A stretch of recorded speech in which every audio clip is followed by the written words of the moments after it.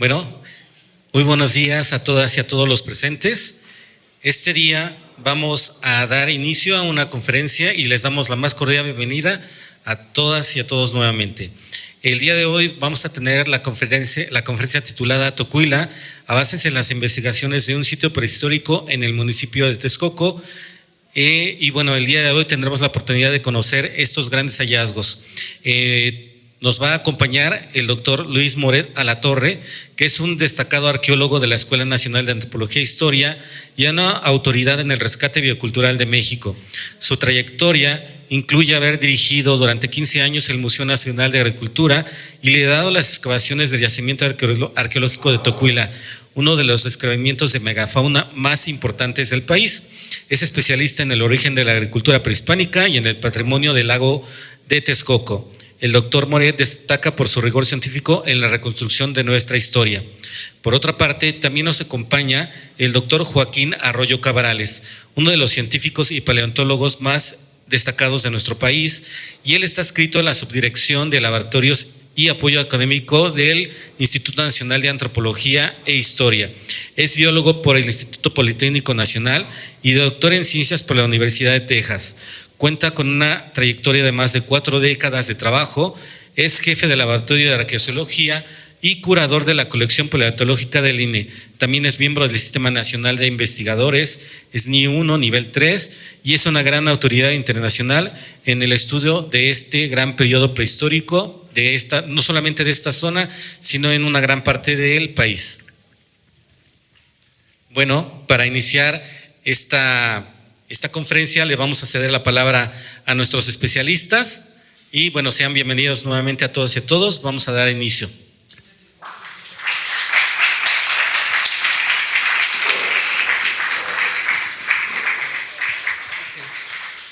Muy buenos días, agradezco a nombre de ambos, de Joaquín y mío, su compañía y más agradeceremos su interés. Hemos preparado un PowerPoint quizá un poco excesivo para los 45 o 50 minutos de los que disponemos y trataré yo en lo personal de ser un poco menos anecdótico de lo que suelo ser para poder ajustarnos al tiempo que está programado. Es importante primero, sí, dime, tú me dices, ok, ya estoy ahí, gracias. Es importante primero ubicarnos en el contexto geográfico en el que nos ubicamos. Estamos dentro de una cuenca endorreica, es decir, dentro de una cuenca cerrada, aunque hoy no lo sea, por obras de carácter ingenieril que desde el siglo XVI dieron inicio para poder drenar la cuenca y que en el transcurso terminaron por ocasionar una verdadera tragedia ecológica de la que todos damos cuenta.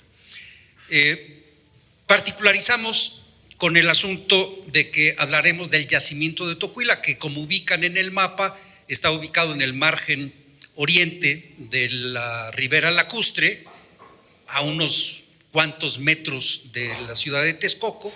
Es una pequeña comunidad y tiene una particularidad. Hace 30 años, dentro de un mes serán 30 años, se nos reportó a Joaquín y a mí el hallazgo casual de unos restos cuando un particular realizaba la excavación para una cisterna. Resulta que ya hice algo que no debería de haber apachurrado. Bueno, el caso es de que en esa pequeña comunidad ahí está, no es cierto, todavía sigue ahí, ya, creo. Bueno, en esa comunidad de Tocuila, ese primer punto que registramos como unidad de excavación 1 y que partió del hallazgo fortuito en esa excavación para una cisterna, dio pauta para que la propia comunidad nos comenzara a reportar que ese no era el único punto en la comunidad, sino que había más. Abrimos un espacio de excavación de 5 por 6 metros, 3 metros de profundidad, y en ese espacio pudimos registrar en 6, 7 capas de flujos de lodo, en cada una de ellas restos óseos de fauna pleistocénica, mamuts, camélidos, ecus, venados, incluso de algunos felinos, de algún felino, por ahí un conjunto de vértebras de un felino grande. De las particularidades de la fauna nos platicará el doctor Arroyo. Lo prometo ya no apachurrarle más lugares raros. El caso es de que de ese punto de la unidad de excavación 1 en Tocuila, la gente comenzó a reportarnos más puntos y hoy tenemos 24 puntos dentro de la localidad, algunos verificados, y por lo menos unos 18, 19 más que la gente no quiere hablar mucho de ellos porque tienen un poco de temor de que vayan a ser afectados. Nada más para que se den cuenta un poco de la dimensión y la riqueza del yacimiento. Está bien esa, gracias. De hecho, esto tiene que ver con la cisterna que estaban excavando. En esta área justo es donde aparecen unos pocos restos que cuando los limpiamos en el perfil resulta que es un cráneo de un mamut, del cual podemos ver los molares en esta área, y paulatinamente se fue liberando hasta que quedó el primer cráneo expuesto. Nosotros teníamos la expectativa de que las cosas quedaran un poco contenidas de esa manera, no teníamos una mayor expectativa, sí un interés por ver si había algún tipo de evidencia de actividad humana asociada a ese depósito, que fue lo que nos llevó precisamente a colaborar con el instituto y en compañía del doctor Arroyo. El caso, para no hacer el cuento muy largo y que nos alcance, es que apachurro el de abajo y algo ocurre.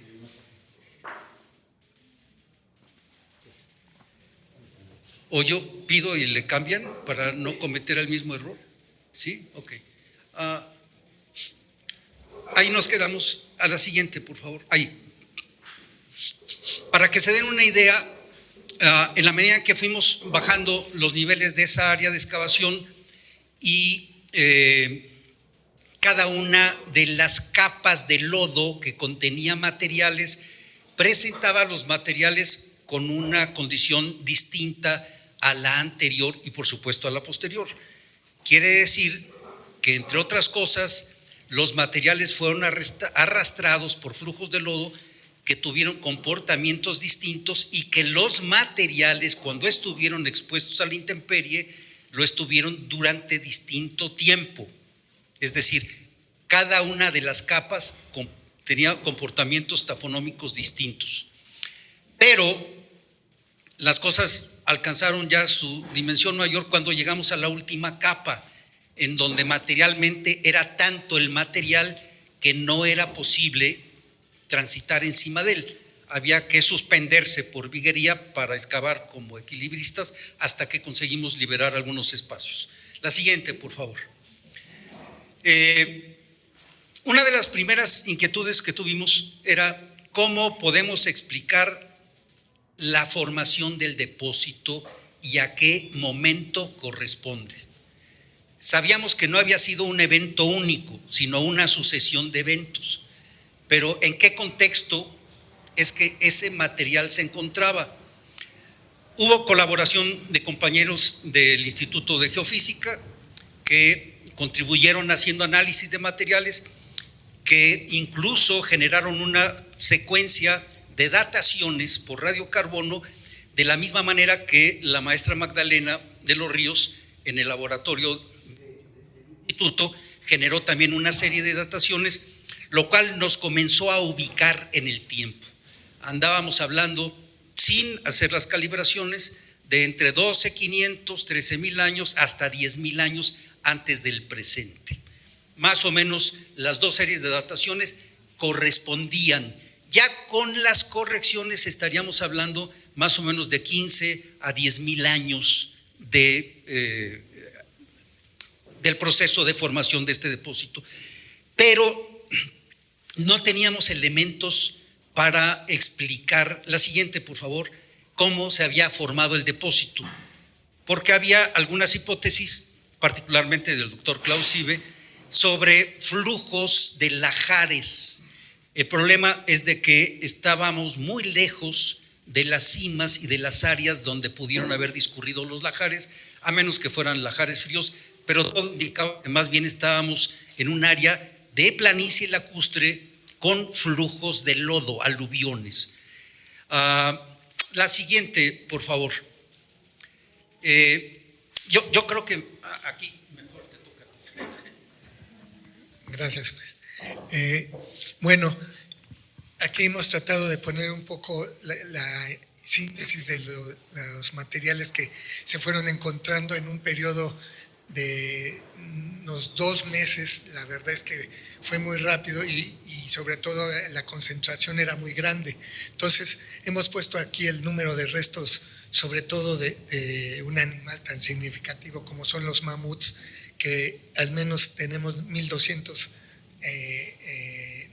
ejemplares, 1,200 fragmentos de diferente parte, incluyendo huesos completos, y hay restos de otros animales. Ahora vamos a ver algunos de ellos. Y aquí tratamos de poner la representación que hay de los distintos huesos. O sea, hay desde porciones craneales, porciones de las patas, pelvis y escápula, o sea, lo que serían las cinturas, vértebras y esternos, las costillas, huesos largos, que son todos estos.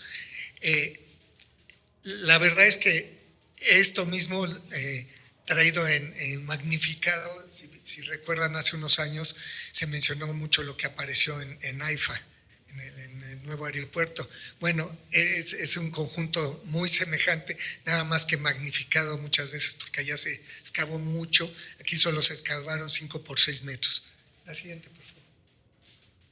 Bueno, aparte del mamut, del que hablaremos más en un momento, este es parte del conjunto de animales que hallamos, ¿sí? Y debemos pensar que esto es hace unos 10, 15 mil años, en el que en esta zona debió haber un tipo de pradera semejante a lo que había de aquí hacia el norte, que actualmente es el matorral que hay en el altiplano mexicano, pero entonces había más bien esa pradera donde vivían los mamuts, vivían animales como los camélidos, que ese es un tipo dromedario que existió, los bisontes de talla mayor al bisonte actual. Teníamos 3 tipos de distintos caballos, que es lo que se ha hallado en varios depósitos de esta edad en todo el país y bueno, en todo el continente. 3 distintos tipos de caballo, desde uno muy grande hasta uno más pequeño, cercano a las cebras, porque las cebras también son de este grupo de équidos. Teníamos también felinos, tenemos unas vértebras del animal, que puede ser ya sea el león pleistocénico, un león de la talla del león africano, o bien un felino dientes de sable, que sería un animal más pequeño, pero todavía no hemos podido definir eso entre los animales grandes. También se hallaron otros animales que son muy interesantes porque nos dan no solo elementos de su presencia, sino esa misma presencia nos puede dar indicios del clima que pudo haber. Por ejemplo, le llamamos meteorito, es un ratoncito nativo de México que vive mucho en zonas, en bosques de pinos, encinos, o el teporingo, que quizás algunos de ustedes sí han conocido, que es también de este tipo de bosques. O sea, estamos hablando de que estos animales que probablemente llegaron de manera natural, como en general algunos de estos animales, están marcándonos la existencia de bosques más fríos en el momento que se formó este yacimiento. Arriba de las capas, no recuerdo si hay una después, pero bueno, arriba de las capas pleistocénicas, la siguiente. Sí, hay un lugar donde tenemos muy claro el cambio entre los sedimentos más antiguos, que que le llamamos Pleistoceno, que tienen al menos unos 12,000 años, y los que están arriba, que ya corresponden a sedimentos lacustres del lago. Y en esos, si regresamos la siguiente, en esos encontramos varias aves distintas. Entre ellas, algo muy significativo fueron los flamencos, ¿sí? Tenemos representado flamenco, tenemos 2 o 3 tipos de patos, tenemos serpientes que son de agua, tortugas, efectivamente, tenemos algún conejo también, pero más bien es material procedente ya del depósito lacustre del lago. Ya entonces ya había lago, ya no estaba seco, que es donde teníamos toda la demás fauna. La siguiente, por favor. Bueno, entonces también fue importante el estudio de los aspectos geológicos del depósito con objeto de poder interpretar qué estamos viendo. Esto es algo que hacemos siempre énfasis en las charlas. Le pedimos a la gente que justo lo que sucedió aquí nos dé a conocer estos hallazgos para que podamos reconocer qué estaba con qué animales, o sea, qué animales estaban conviviendo, en qué partes del depósito, y que podamos hacer la interpretación del contexto en el que se encontraron, porque eso nos permite poder hablar poder realizar la reconstrucción paleoambiental, poder proporcionar los fechamientos que disponemos. La siguiente, por favor. Algo que también desde un principio fue importante fue, como ya decía Luis, determinar cómo se formó el depósito, y para ello entonces no solo bastaba la excavación que habíamos realizado, sino aprovechando los beneficios de un equipo que en su momento se utilizó, radar, de un colega de Lina, José Ortega. Se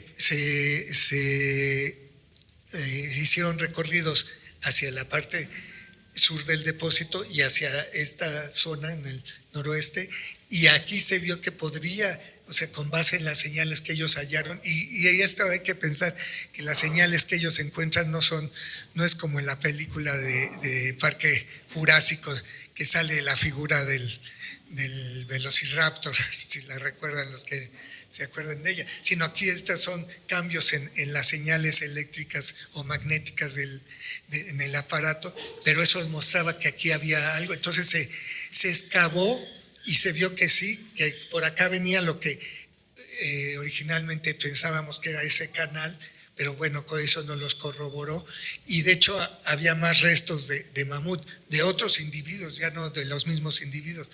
En el depósito, al menos de principio, teníamos 5 individuos, ya con base en los estudios y en todos estos conocemos que al menos hay 9 individuos, y seguramente hay más individuos, que eso es algo que al menos es importante mencionar, porque por ejemplo en AIFA no sabemos, se mencionan muchos números, pero hasta que no se estudie todo el depósito, que puede llevar muchos años, como de hecho nos ha llevado, Luis ya mencionó, vamos a cumplir 30 años, y es lo que finalmente se requiere para poder conocer mejor un depósito. Si quieres tú mencionar algo más. No, perdón, ¿puedes regresar? Ok. Hay algo que es importante que comentaba Joaquín precisamente y que señalaba al inicio. La pregunta es, el lugar en donde encontramos los huesos, ¿qué es? ¿Por qué están allí? Sabemos que fueron arrastrados por varios flujos de lodo, pero ¿en dónde y por qué?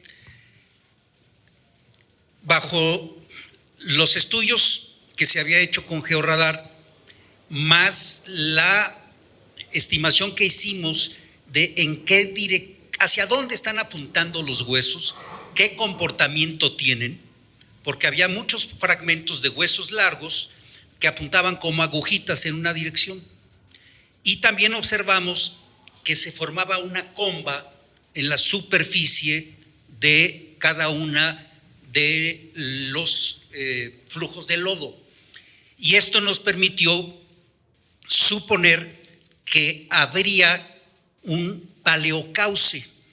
De hecho, en la unidad de excavación 1, en una de las esquinas apareció un talud. ¿Qué quiere decir? Una orilla de un canal que tenía sedimentos distintos, muy distintos y muy ordenaditos, capita por capita, a lo que teníamos en donde estaba la mayor parte de los huesos. Bajo esas indicaciones es que le pedimos al propietario al propietario del predio, que nos dejara hacer una trinchera. Esa trinchera es de la que habla precisamente Joaquín. Y esa trinchera, de manera completamente mágica, diría yo, nos permitió encontrar los 2 taludes del Paleocanal, exactamente con el mismo comportamiento, cada capa, que habíamos observado adentro de la unidad de excavación 1. Y además, con el comportamiento de los materiales capa por capa de la misma manera. Años después, 4 años después, 150 metros al poniente de esto, se reportó que estaban apareciendo materiales y lo que encontramos fue entonces la desembocadura de este paleocanal ya pegado al lago, con muchos más materiales, algunos de los cuales, por cierto, están expuestos en el Museo Regional de Toluca, y otros, bueno, un cráneo está en el Museo de las Culturas, ahí en Palacio Nacional. Bueno, adelante, por favor. Teníamos pues ya la explicación en dónde estamos. Estamos dentro de un paleocanal, dentro del cual corrieron distintos flujos de lodo en distintos momentos, y tenemos una muy buena muestra de fauna pleistocénica de la que acaba de hablar el doctor Joaquín Arroyo. Adelante, por favor. Si la siguiente se puede, ya. Algo que ocurrió desde el principio que fue muy importante es el reclamo de la comunidad de Tocuila para que los materiales no desaparecieran, como ya había ocurrido alguna vez. Desaparecer quiere decir, van, lo sacan y después no se tiene noticia ni de su importancia y punto. Y aquí el reclamo de la comunidad era: hágase un museo de sitio. Los propietarios, Francisco Venegas y el ingeniero Celso Ramírez, propietarios del predio, concedieron en que ahí se construyera un museo de sitio, con el apoyo de la Fundación Cultural de Refresco Pascual, que es una cooperativa, el apoyo del Ayuntamiento, la Universidad Autónoma Chapingo a través de su patronato universitario, con nuestros propios viáticos, es que se pudo construir un museo que está todavía ahí. Y bueno, esa es más o menos la secuencia de la construcción. Es un museo que está en servicio solo los fines de semana porque no tiene personal. Es un museo que está abierto solo los fines de semana cuando uno de los propietarios del predio tiene la oportunidad de ponerlo en servicio, abierto, y es gratuito. Celso Ramírez tiene 30 años con esta historia de la cual no tiene absolutamente ningún beneficio. Adelante, por favor. Eso, y perdón que reparen esto, pero me parece que es interesante. El trabajo arqueológico, el trabajo paleontológico algunas veces sí tiene efecto en la construcción o en la actividad de nutrir y fortalecer la identidad cultural de las comunidades. En el caso de Tocuila sí ha sido muy importante porque permitió que la comunidad se apropiara del significado cultural del yacimiento, tanto que solo hace recién 2 años pudieron conseguir su reconocimiento como comunidad y pueblo originario. Y ahora vamos a explicar en qué fundamentaron esto. No es la presencia de la megafauna lo que ayudó, sino lo que vamos a platicar a continuación. La siguiente, por favor. Resulta que Tocuila, a diferencia de otros lugares en donde se han encontrado restos de megafauna, varios elementos de los más de 1,300 ahí recuperados tienen evidencia de actividad antrópica, marcas de corte o fue fracturado en fresco, y ya vamos a ver. El hecho de que en Tocuila tengamos en las 5 o 6 capas del depósito huesos que fueron modificados por el hombre acreditan la presencia humana en este espacio desde entonces. Y ese fue uno de los argumentos que utilizaron los vecinos de Tocuila para reclamar su condición de pueblo originario. La siguiente, por favor. Aquí es un terreno. Voy a ser muy breve para no enfrascarnos en el asunto. En el caso de Tocuila, algo que es extraordinariamente relevante, no solo que tengamos huesos con marcas de corte, es decir, actividad que expresa carnicería. No tenemos evidencia directa en la unidad de excavación 1 de Tocuila, no tenemos evidencia directa de puntas de proyectil lítica. No tenemos flechas, ni lanzas, ni nada por el estilo. No hay lítica, de hecho. Pero lo que tenemos es algo que es muy interesante y que habla de una tecnología ósea pleistocena. ¿Qué quiere decir esto? De los distintos elementos óseos de un mamut, estos humanos lo que hacían era aprovechar los huesos largos de estos animales enormes, particularmente los fémures. El fémur, la parte que les interesaba fundamentalmente era la parte media del fémur, no los extremos, no la epífisis, sino la diáfisis, esta parte. ¿Por qué? Porque tenía una estructura ósea muy sólida, muy consistente, densa, que al ser fracturada por percusión directa, es decir, por golpe directo, se fracturaba cuando estaba relativamente fresco y generaba aristas filosas. Cualquiera de nosotros que ha roto un hueso de pollo fresco se da cuenta que le salen filos.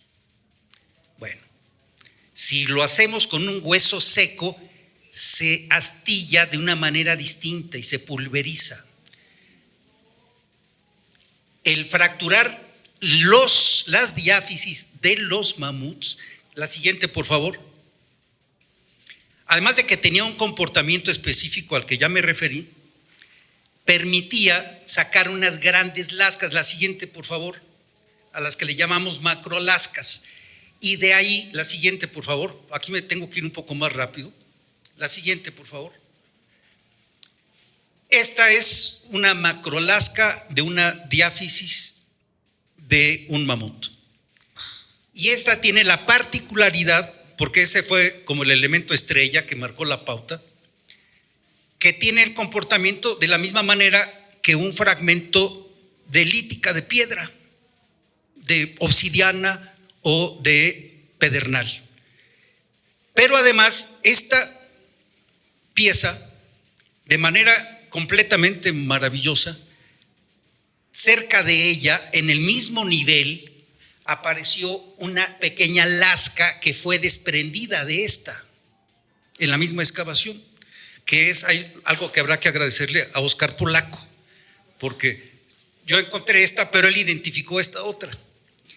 Y resulta que cuando revisa uno la macrolasca, encuentra una serie de huellas de lasqueo intencional para obtener precisamente lascas cortantes. Hasta ahí estábamos encantados.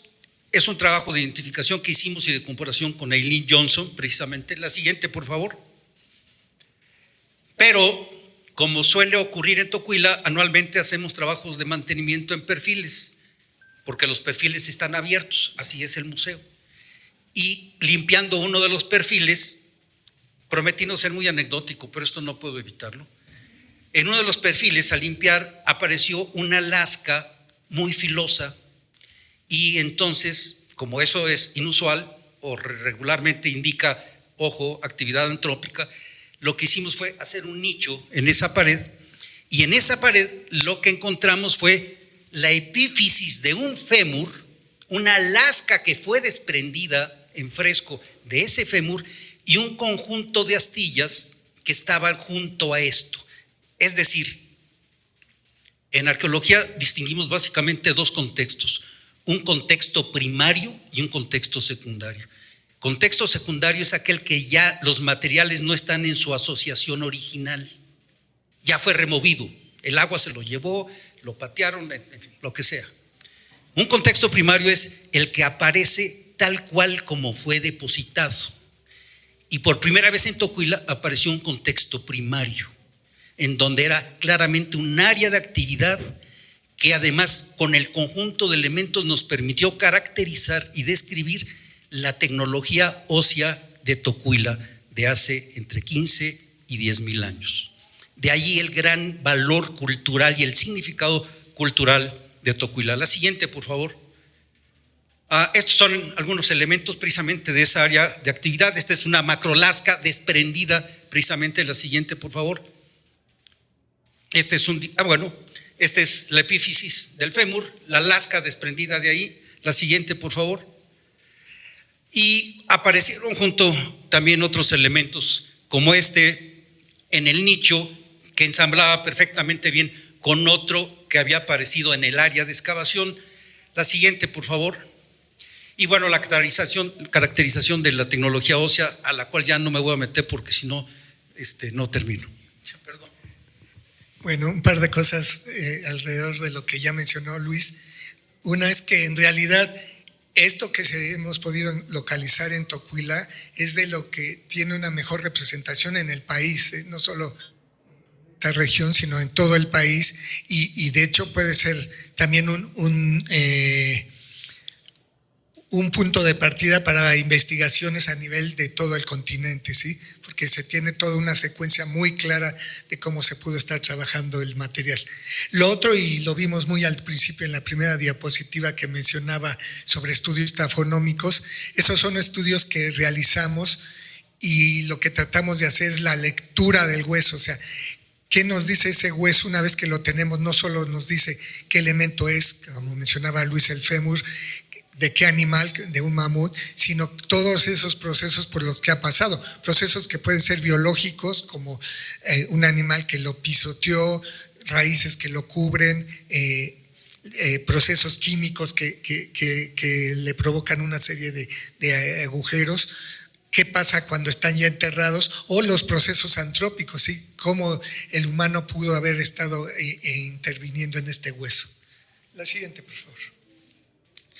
Bueno, aquí hay las implicaciones culturales que, como pueden imaginar, son enormes, porque estamos hablando ya de un humano de 11,200 años y en el que ya se está teniendo todo un comportamiento tecnológico, está creando una serie de elementos que pueden serles útil eventualmente, y esto en realidad choca mucho con algunas ideas que hay, sobre todo de la arqueología tradicional, que habla solamente de la cultura Clovis, que viene del norte del continente y que es sobre todo para los arqueólogos de Estados Unidos, esa es la primera cultura, cuando aquí tenemos otra evidencia distinta a la que se tiene aquí. No, como ya mencionó Luis, no hay lítica, pero sí hay todos estos elementos en el hueso que nos permiten reconocer todo un conjunto de conocimientos que ya la población tenía. La siguiente, por favor. Bueno, aquí hemos dejado una serie de ideas que queremos que queden para ustedes. En primer lugar, como mencionaba, la actividad que hemos podido localizar nos permite tener todo un conjunto de actividades desde la actividad más primitiva de fractura de ese hueso, y como decía Luis, esas fracturas se muestran claramente cuando es en fresco que cuando es en seco, y eso es parte de lo que tenemos que reconocer claramente. Igual, de hecho, en su momento se invitó a investigadores americanos que para ellos, en general, todos los sitios con mamut son naturales. Ellos no hallan evidencia de esa actividad antrópica, y se discutió con ellos, se difirió con ellos, y también hubo quienes, como Eileen Johnson, ya mencionaba Luis, aceptan las ideas que hemos tenido aquí, ¿sí? Entonces, creo que lo que sí es importante saber es que así como ahora les presentamos toda evidencia, también estamos claros que en algún momento alguien más puede venir y presentar otra evidencia distinta, y así es la ciencia, ¿no? En ciencia no podemos dar algo por hecho, finalmente, y bueno, de manera respetuosa, pero no es una religión, ¿no? Es un estudio donde debemos evaluar todas las ideas. Entonces, tenemos varios elementos en el depósito que nos permiten tener certeza de que tenemos todo ese proceso tecnológico. La siguiente, por favor. Y bueno, ¿qué es lo que ha seguido? Porque todo esto se realizó en los primeros, digamos, 20 años o 15. Bueno, hemos seguido estudiando, de hecho, aún ahora se está estudiando. Diferentes colegas de diferentes instituciones se interesaron en hacer estudios del material. Por ejemplo, el doctor Víctor Adrián Pérez Crespo, que está del lado derecho, él es un especialista en estudios de geoquímica por parte del Instituto de Geología de la UNAM y se ha especializado en el estudio de los isótopos estables, que tiene que ver con materiales orgánicos que pueden estar en diferentes formas. El componente, ¿sí? Ya sea en el caso de Tocuila se ha estudiado el carbono y el oxígeno. La siguiente, por favor. Y esos estudios nos permiten conocer de manera general el tipo de dieta que podrían tener estos animales. En el caso de los de Tocuila se ha hallado que era una dieta más de tipo mixto, quiere decir, hay animales más hacia el norte que tuvieron dieta de pastos exclusivamente, y otros animales, sobre todo emparentados con los mamuts, pero de grupos diferentes que llamamos gonfoterios, ellos se alimentaban más de las hojas de las plantas, pero estos animales tenían con base en los isótopos una dieta que mezclaba tanto pastos, que debió haber pastos muy nutritivos que debió haber en Cuenca de México en el momento que estaban estos animales, como de hojas de plantas, de arbustos que estaban en las laderas de los cerros cercanos. La siguiente, por favor. También otra colega de la Coordinación Nacional de Conservación del Patrimonio Cultural del INAH, Luisa Estraulino, ha estado investigando los materiales de Tocuila con objeto de conocer, de poder leer esa información que el hueso nos pueda proporcionar, no simplemente saber que es un fémur de mamut, sino poder conocer todos los procesos por los que ha atravesado ese hueso. La siguiente, por favor. Aquí vemos a Luisa, de hecho, actualmente ella está desarrollando su doctorado en España y afortunados que se interesó y le interesó a su comité doctoral en realizar parte de sus investigaciones con base en los materiales de Tocuila, lo cual nos va a permitir reconocer mejor los procesos por los que este material ha pasado. Esos procesos, de hecho, incluyen todo lo que es la tafonomía, el mismo proceso que le sucedió al material una vez que lo encontramos hace 30 años y todo lo que se le fue agregando de componentes con objeto de poder darle mantenimiento, de conservarlo. Sin embargo, hay algunos procesos que se hicieron hace 30 años que no fueron los más correctos. Ahora Luisa los está hallando y los está corrigiendo. La siguiente. También otra colega, la doctora Patricia Pérez de la Escuela Nacional de Antropología e Historia, y bueno, ahora ya se va al Instituto de Investigaciones Antropológicas de la UNAM, ha realizado estudios en este mismo material, ya no solo observando de manera macroscópica, aún utilizando lupa, las huellas que ya Luis nos mencionaba en el hueso modificado, sino ya ha tomado muestras para poderlas ver a través de microscopía electrónica y poder determinar qué diferentes procesos pudieron suceder al material, porque finalmente eso se puede hallar en diferentes partes del material. La siguiente, por favor. O sea, y por eso usamos esta palabra, las presuntas marcas, porque finalmente es una vez que estudiemos debemos poder determinar si algunas de estas marcas tienen que ver con raíces que pudieron crecer sobre el hueso, y de hecho tenemos ejemplos muy sorprendentes en algunas partes del país de troncos que atraviesan la defensa de un mamut, y defensa me refiero al mal llamado colmillo. Nosotros le llamamos defensa porque corresponde a los incisivos del mamut. Entonces, hay árboles que los atraviesan y esa es parte del estudio tafonómico. Mientras que hay otras huellas que son más claras, que sin embargo, con objeto de poder determinar cómo pudieron realizarse, podemos buscar estos estudios de microscopía electrónica. Y bueno, actualmente se están procesando muestras para realizar eso. La siguiente, por favor. No sé si quieres sí. Sí, bueno, tiene que ver nuevamente a través de una serie de estudios con fotografías se ha podido determinar la posibilidad de algunas fracturas que tienen en este caso la superficie oclusal de los molares. Estos son fragmentos de molares, y tratar de determinar si hay patrones en esas fracturas con objeto de poder reconocer si fue un proceso natural o nuevamente hay intervención humana en ellos. De hecho, actualmente ya hay hasta técnicas con inteligencia artificial que nos permiten usar eso para análisis, no corroborar, porque finalmente creo que la inteligencia artificial es importante para analizar, pero al final del día somos nosotros los que debemos tener la decisión de los objetos. La siguiente, por favor. También un estudiante del Colegio de Posgraduados, acá mismo cerca de Chapingo, en Montecillos, el doctor Igor Ortega, realizó una serie de estudios muy detallados de todo el perfil en Tocuila.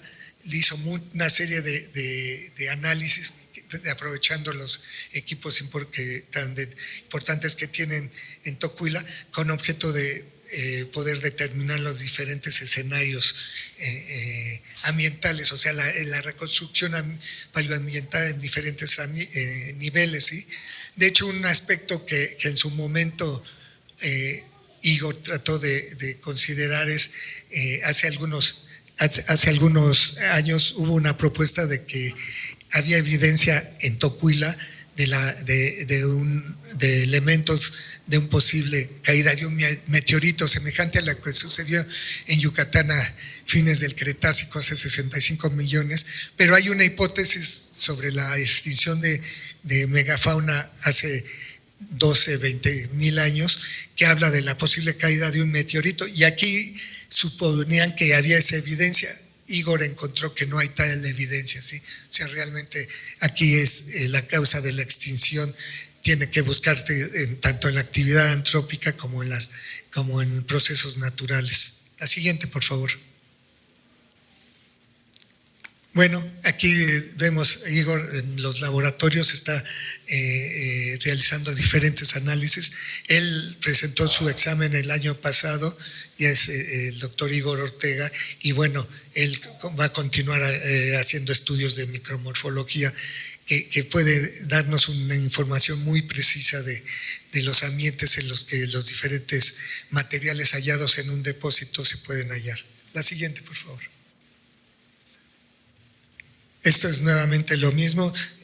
Afortunadamente él contó con todo un conjunto de análisis que le permiten realizar, por ejemplo, todas estas análisis de salinidad de la textura, cationes de materia orgánica, carbonatos, pH, y todo ello hacer una interpretación paleoambiental más sólida. La siguiente. Y bueno, más recientemente estamos proponiendo realizar un estudio mucho más detallado del depósito, que nos lo posibilita el tener todos estos registros que hasta ahora se han conjuntado, y bueno, con algunos otros estudios poder hacer una reconstrucción muy precisa de este momento hace 11.200 años más o menos, en el que había esta fauna y que estuvo presente aquí en toda la planicie donde se encuentra Tocuila. No sé si esto es bien. Sí, la siguiente, por favor. La siguiente, sí, por favor. Bueno, está todavía te toca. Sí, bueno, una de las estudiantes que también ya está por terminar el doctorado, Susana Rodríguez, estudiante del doctor Víctor Adrián Pérez Crespo, también ha estado continuando los estudios de isótopos estables, y entonces tratando de reconocer en toda la cuenca de México con las muestras que se disponen, sobre todo en el laboratorio de arqueozoología del INAH, de qué se estaba alimentando los diferentes animales. Entonces aquí pueden ver, los animales que caen en esta zona son más bien animales más pacedores, o sea que son los que se alimentaban de pasto. Los animales que caen más en esta zona son animales que se alimentaban más de hierba, ¿sí? De hecho pueden ver, aquí hay una especie que es el elefante africano, que es un animal que se alimenta sobre todo de hierba y sí algo de pastos. Hay el otro elefante actual en África, hay un elefante pequeño que vive en los bosques, Loxodonta cyclotis. Ese sí es totalmente un animal que se alimenta de muchas hojas, y bueno, eso lo explica claramente, que son animales más pequeños que los africanos. Y los mamuts, que eran tan enormes, fundamentalmente fueron o animales que se alimentaban de manera mixta entre pastos y hojas de arbustos grandes cercanos, como algunos que fueron fundamentalmente solamente se alimentaban de pastos, ¿sí? Hay todo un intervalo enorme de cómo se alimentaban estos animales, y eso es importante para poder entender cómo se estaban, por un lado, moviendo las poblaciones. Una de las preguntas más frecuentes que ya nos hicieron en Tocuila y que ahora hacen en Santa Lucía es cómo es que todos esos animales mueren. Entonces, el saber cómo es que se mueven al área donde están, donde los hallamos, eso nos permite entender mejor cómo es que llegan ahí y qué ambiente había en el que, bueno, probablemente con la presencia humana también nos explica que es la utilización que pudo. Bueno, la siguiente. Bueno, y aún ahora, y de hecho en los próximos días, la doctora Tamara Cruz y Cruz de la Escuela Nacional de Antropología e Historia están tomando aún muestras de sedimentos para hacer estudios todavía más detallados. Como decía, conforme avanza la investigación científica, hay análisis más detallados que se pueden realizar de los sedimentos, de los materiales óseos, y eso va a permitir tener un mejor conocimiento de qué sucedió con toda esa fauna. La siguiente. Sí. Bueno, como se darán cuenta, la dinámica de una investigación no para con el hallazgo, porque el descubrimiento científico es un proceso lento en el que la interdisciplina es fundamental. Y en ciencias históricas, en disciplinas históricas, las verdades absolutas no existen. Son hipótesis de mayor o menor plausibilidad que se van construyendo y evaluando en el transcurso del tiempo. Solo en el transcurso del último par de años, después de que pudimos explicar cómo es que el depósito de Tocuila de la unidad de excavación 1 se había formado, porque no todo Tocuila tiene las mismas características. Tenemos áreas que son superficie, planicie lacustre, en donde algunos animales quedaron atrapados, y otros como los que tenemos en el Paleocanal fueron arrastrados después de que quedaron expuestos a la intemperie. Expuesto y explicado el proceso de formación de la Unidad de Excavación 1 de Tocuila, la siguiente, por favor. Y al tratar de entender el fenómeno de la presencia de la megafauna pleistocénica en la Cuenca de México, nos dimos a la tarea de tratar de ver en términos de su distribución espacial en dónde estaban los animales.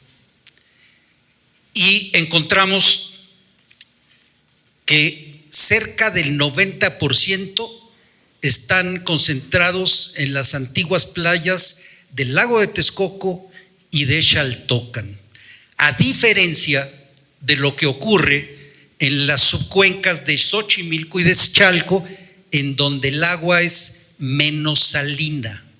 No podemos decir que es agua dulce, es agua menos salina. Y además, esa diferencia tiene otra expresión. La siguiente, por favor. Resulta que haciendo trabajo etnoarqueológico en los últimos 2 años, aquí en la ribera oriental del lago de Texcoco, con las comunidades, nos dieron la oportunidad de entender un fenómeno de carácter estacional que es extraordinariamente luminoso.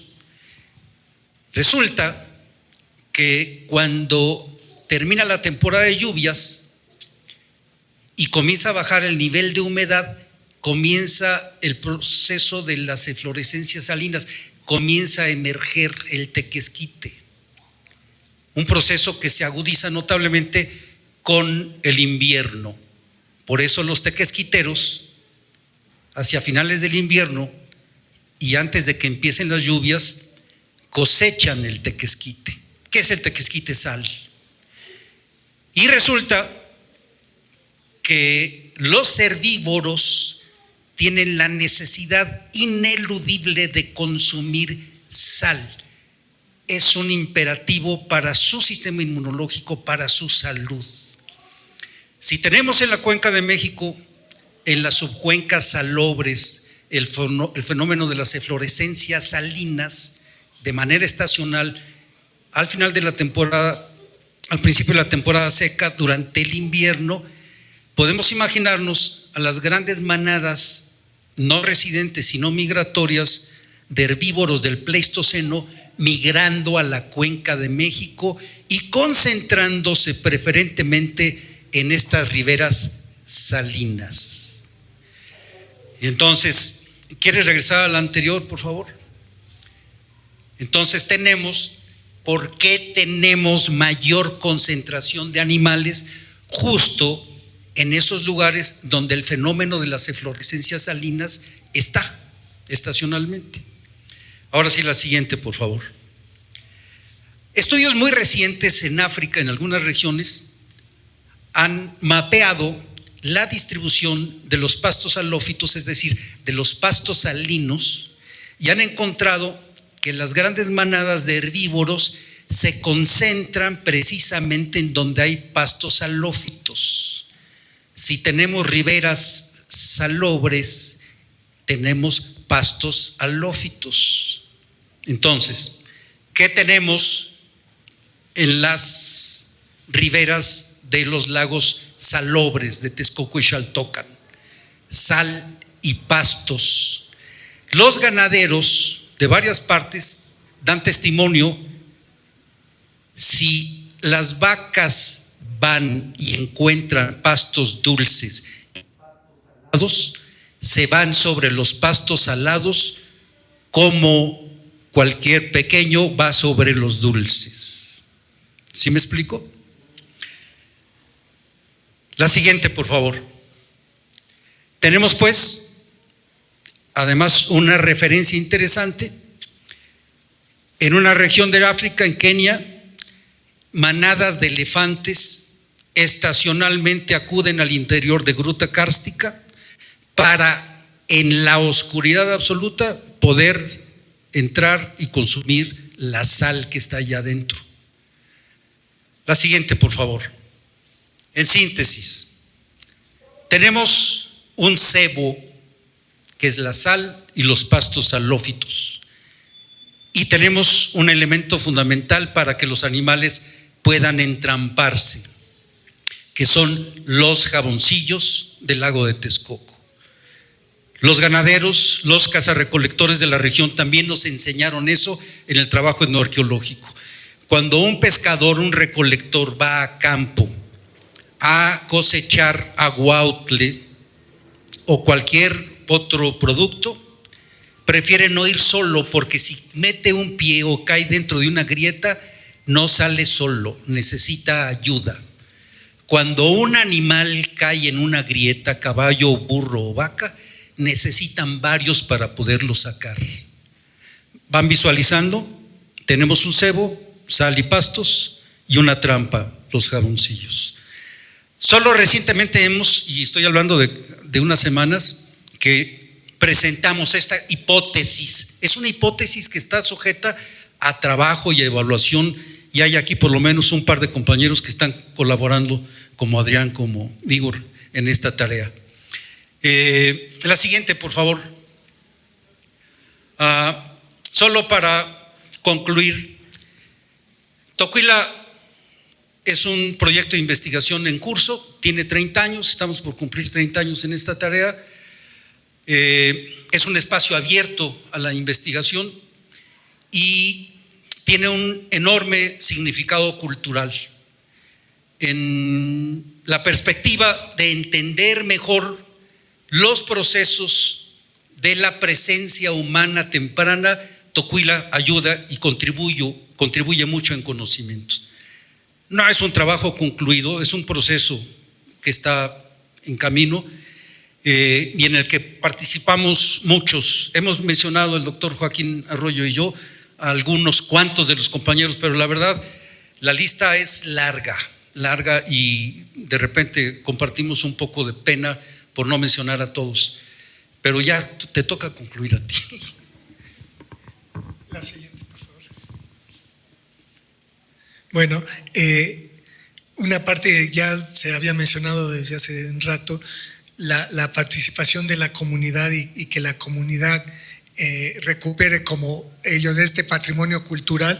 Eso ha sido importante. De hecho, aquí tenemos a uno de los dueños, Celso Ramírez, y es importante que mencionemos el hecho de que tanto Celso como en su momento Francisco, tanto no solo aceptaron el apoyar y el que este sitio estuviera en su propiedad, sino hasta ellos mismos han cubierto los costos que indica predial, agua y electricidad. Imagínense, o sea, su mentalidad comunitaria es enorme y bueno, creemos que es importante el poder mantener este depósito. Este es uno de los murales que se prepararon recientemente para mostrar cómo pudo verse en el depósito de 5 por 6 metros.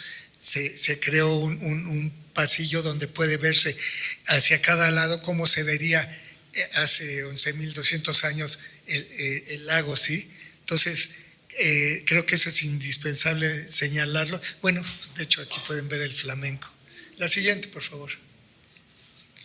Y bueno, estamos a las órdenes de ustedes para ahora mismo cualquier pregunta o en cualquier momento. Como mencioné hace un rato, es importante que cuando tengan hallazgos lo comuniquen a alguna autoridad, ya sea académica, gubernamental, para que se pueda ir y reconocer, porque eso sucedió aquí. De hecho, hace 30 años al mismo tiempo en Iztapalapa hubo un hallazgo. Desafortunadamente allá no se procesó adecuadamente y hubo una vandalización, entonces se perdió la mayor parte del depósito. Aquí afortunadamente se comunicó con gente adecuada y bueno, la misma mentalidad comunitaria que hay en toda esta región permitió mantenerlo. La siguiente, por favor. Y solo queremos agradecer a algunas de las gentes que nos han apoyado en este trabajo y bueno, nuestras dos instituciones por supuesto. Y bueno, creo que sería todo. La siguiente, por favor. Este es solamente para mantenernos seguros. Muchas gracias.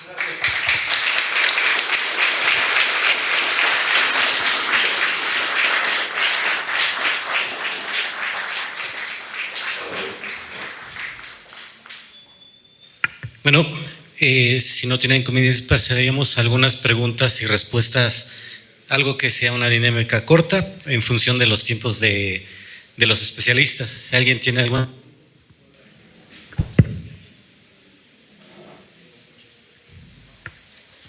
Sí, gracias. Saber por qué, si la zona de Tocuila está tan cerca de Tepexpan, ¿por qué no se encuentra tanta evidencia del uso de herramientas o esa actividad humana con cierta tecnología como en Tocuila? Mira, una de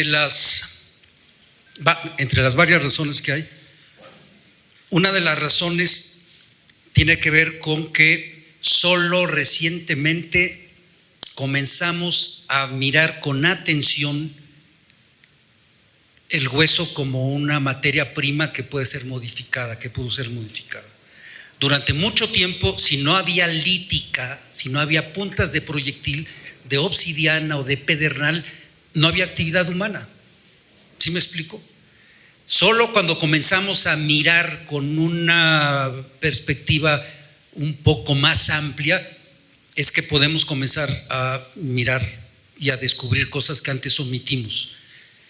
Esa es una de las razones. La otra tiene que ver con que la ribera oriental y en general la ribera lacustre de los lagos salobres no es uniforme. Cada uno de los ríos que baja genera pequeños micronichos y eso implica que el comportamiento de la fauna es distinto. Voy a poner un ejemplo muy simple.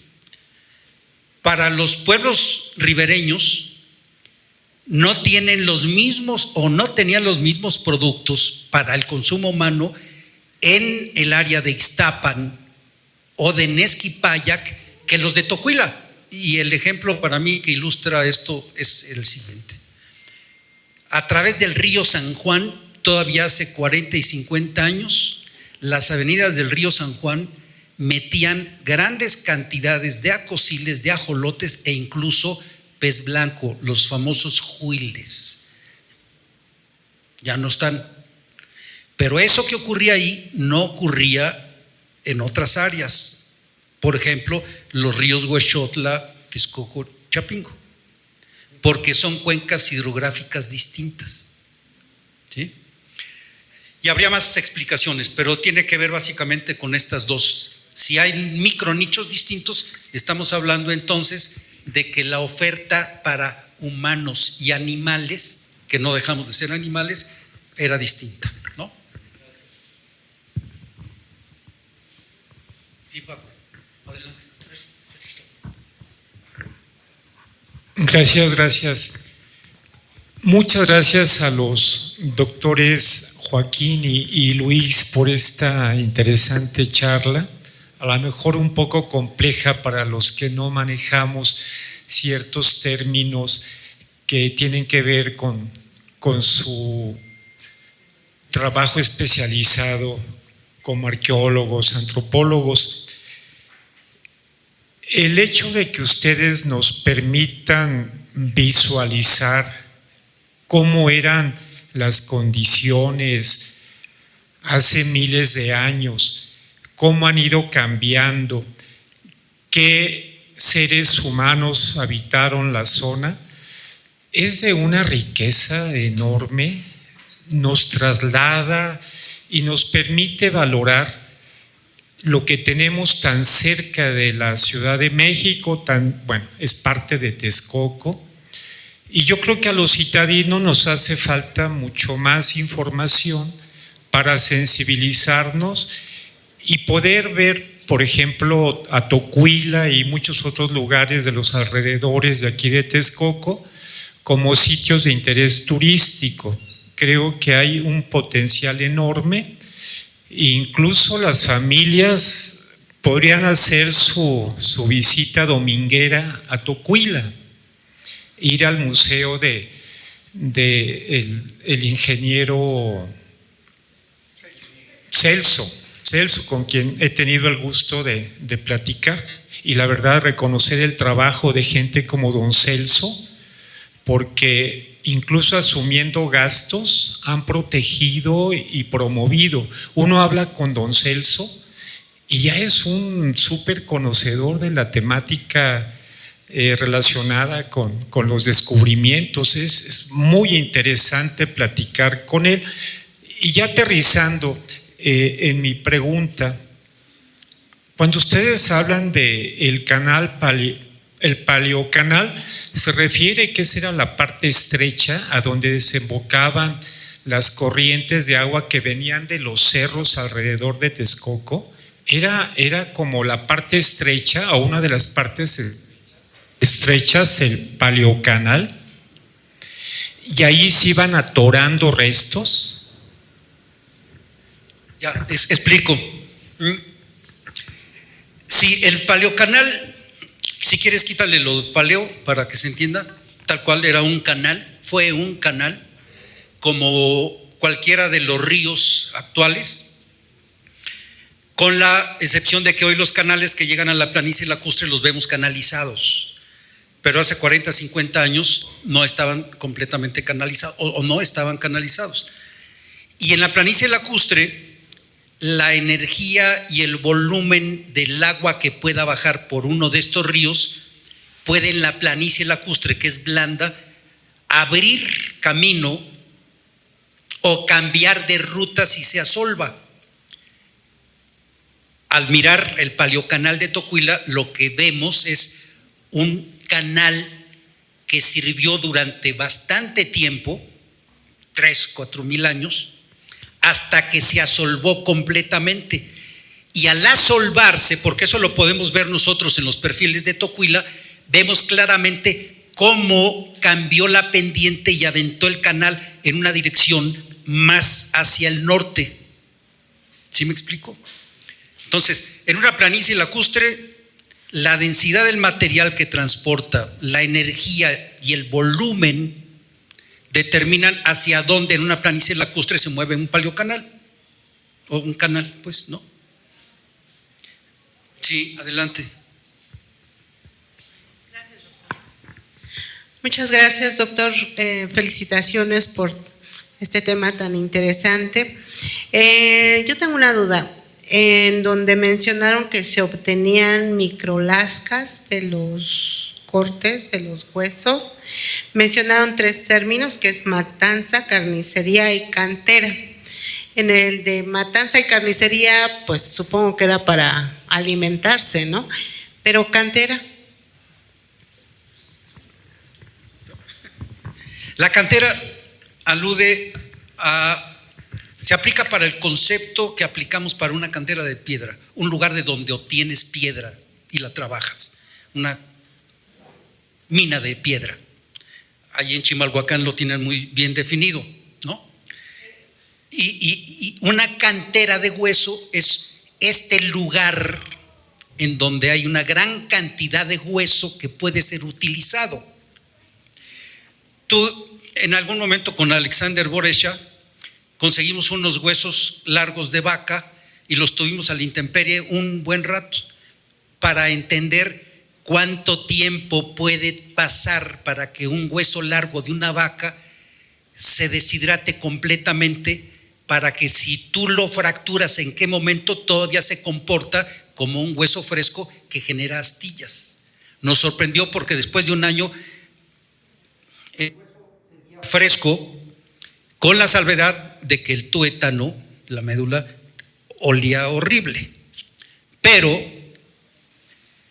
si un hueso de esas dimensiones reducidas comparado con un hueso de mamut, quiere decir que un fémur de mamut podía pasar no un año, sino 2 o 3 años en condición de un hueso útil para ser fracturado, utilizado como materia prima. ¿Sí me voy explicando?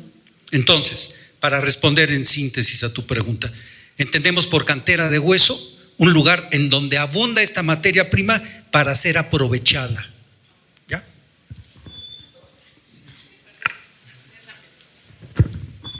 Yo quisiera saber si en su metodología, especialista en su área, pero si incluyen estudios de ADN. Sí, claro, se ha ensayado en su momento muestras de tocuila para hacer investigación de ADN antiguo. Desafortunadamente, y esto tiene muy al principio de la investigación, se enviaron muestras a Canadá y no se pudieron obtener. Ahora que ya esta metodología se ha desarrollado, de hecho, hace un año se publicó sobre las investigaciones sobre los restos que aparecieron en AIFA y se pudieron secuenciar, que sería la palabra que usan en estos estudios, más de 70 ejemplares. Entonces, ahora pudiera eventualmente retomarse eso y poder hacer el estudio del ADN de los mamuts de Tocuila. El otro tipo de estudios que también se avisora pronto es obtener ADN que le llaman ambiental y que tiene que ver con lo que hay en los sedimentos asociados a la diferente fauna fósil, ¿sí? En este caso serían los mamuts. Y eventualmente, bueno, podemos hallar ADN del mamut, pero ADN de otros animales que pudieron estar presentes. O sea, sí se ha considerado, todavía no se ha realizado finalmente, excepto las muestras de hace 20 años que en su momento no mostraron evidencia. Nada más que, bueno, esos eran con técnicas de entonces. Ahora ya las técnicas son mucho más avanzadas, permiten con señales más pequeñas poder hallar esa información. Sí.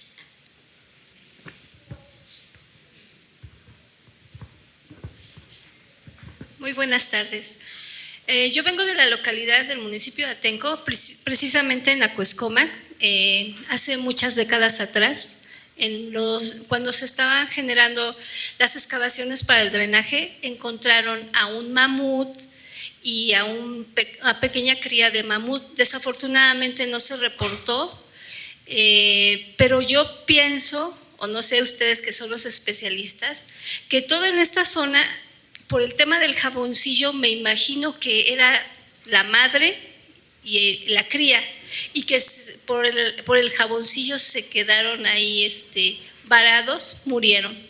Entonces me imagino que ha de haber sido la parte donde había diferentes grupos de manadas, me imagino que se mueven como en este caso eran los mamut.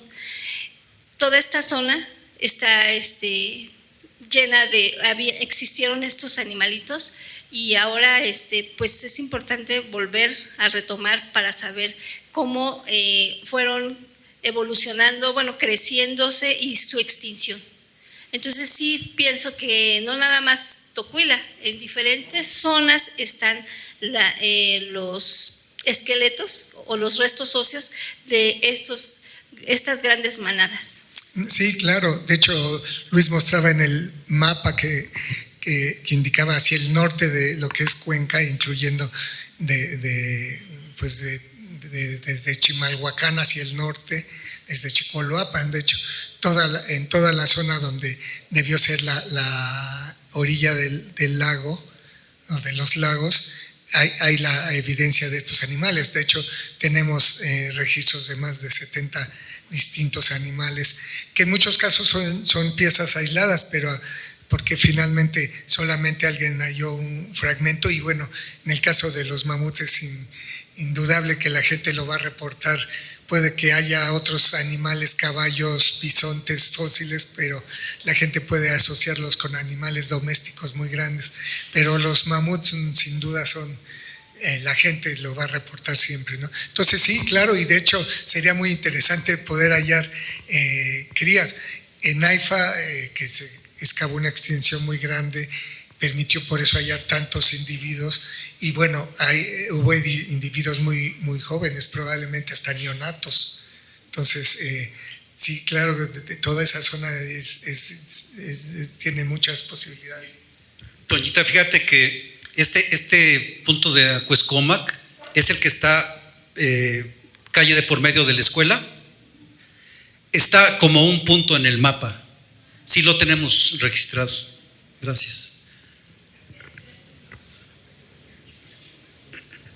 Tenía una pregunta. Gracias. Yo nada más quería preguntarles si, por ejemplo, toda esta zona es algo similar al centro histórico de la ciudad, de que casi rasques donde rasques vas a encontrar vestigios de referente a mamuts y esto. Aquí en Tequila, pues, por ejemplo, toda esta franja. Y que si podría ser, pues, casi como un corredor turístico de la ruta del mamut, ¿no? Sí, bueno, de hecho, sí ha habido, sí está considerado y sí ha habido ya durante los últimos 30 años diferentes periódicos, por ejemplo, diferentes reporteros han propuesto la ruta del mamut.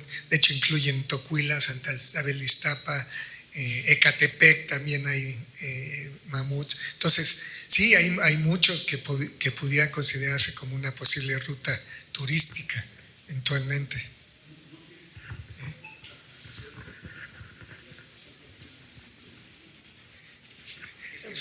Sí. Hola, buenas tardes. A mí me surgió la duda si hay restos óseos de mamuts en otras partes de México y si ustedes consideran que las condiciones del salitre han ayudado a preservar de alguna forma algún fragmento del ADN. Por ejemplo, no sé, en Rusia, que el glaciar ha ayudado a la preservación y se han hecho estudios de poblaciones, si aquí eso podría ayudar también, o que al contrario ha hecho que no sea posible precisamente por esto. Más bien lo que hemos encontrado recientemente, y esto con base en el estudio de los mamuts del AIFA que tienen 7, 8 años que se excavaron, es que mucho tiene que ver con el tiempo que han permanecido fuera del depósito, ¿sí? O sea, lo que es real es que y eso sucede aún con material de Templo Mayor, o sea, el tiempo que ha estado enterrando los materiales, en el caso de Templo Mayor, quizás representaciones, algunas figuras, pero pudo estar miles de años y a la hora que las descubren comienza a descomponerse muy rápido. Lo mismo parece haber sucedido con los mamuts. Se ha estado ensayando con muchos mamuts de Cuenca de México que teníamos en la subdirección de laboratorios, sobre todo porque en los años 60, 70 hubo un proyecto enfocado hacia el estudio de los mamuts, pensando la posibilidad de esa asociación con humano.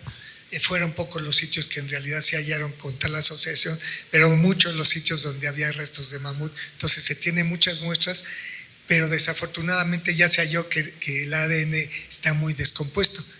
AIFA sí nos permitió tener esa información, de hecho, si no conoce, con gusto se lo puedo enviar. Hay un trabajo que se publicó el año pasado y hay al menos, se muestran 70 u 80 animales que se pudo obtener información de ADN antiguo y que permite, de hecho, hipotetizar nuevamente, y o sea, es una palabra que usamos mucho porque en general son hipótesis lo que presentamos y están, hay que validarlas, y bueno, el validar no quiere decir que ya esa es la realidad última, sino, como decía desde antes, nuevos métodos permiten hallar nuevos hallazgos, pero por ahora se conoce que hay una población distinta parcialmente a lo que se conoce para el norte del país. Entonces, bueno, aquí se puede volver a evaluar, pero más que eso, a lo mejor tomar nuevas muestras para poder realizar estos estudios. Y bueno, Luis me recordaba algo que hemos estado charlando hace un rato y aprovechamos la presencia aquí de la directora del área, la posibilidad eventualmente de tener un museo de fauna pleistocénica. Sé que hay en Tepexpan, sé que hay algunos otros lados, pero creo que un museo aquí mismo donde están todos los hallazgos, donde hay hallazgos tan interesantes, sería. Entonces, pues solo aventamos la idea para que se pueda. De hecho, gracias. De hecho, ahora recuerdo, y me tocó esa parte, porque cuando se tenía el el primer proyecto del aeropuerto aquí, me tocó dar una charla en el Centro Israelita y bueno, pueden imaginar qué tipo de público tuve ahí. Pero bueno, fue alguien que sí se acercó y alguien que tenía que ver con los inversionistas y demás. Y él me sugería justo que se pudiera hacer un museo con los hallazgos que sucedieran cuando destruyeran todo, ¿no? Bueno, ahora no se tiene que destruir para tener eso disponible. Gracias. No sé si alguien más tenga algo. Bueno, entonces daríamos por terminada esta ronda de preguntas. Les vamos a entregar el reconocimiento a los doctores y les damos muchas gracias por haber venido a su casa. Pueden considerarla su hogar.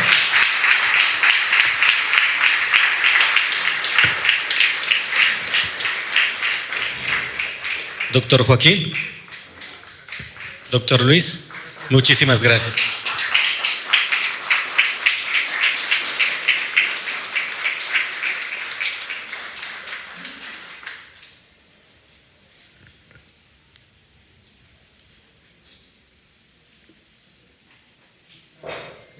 Muchas gracias a todos.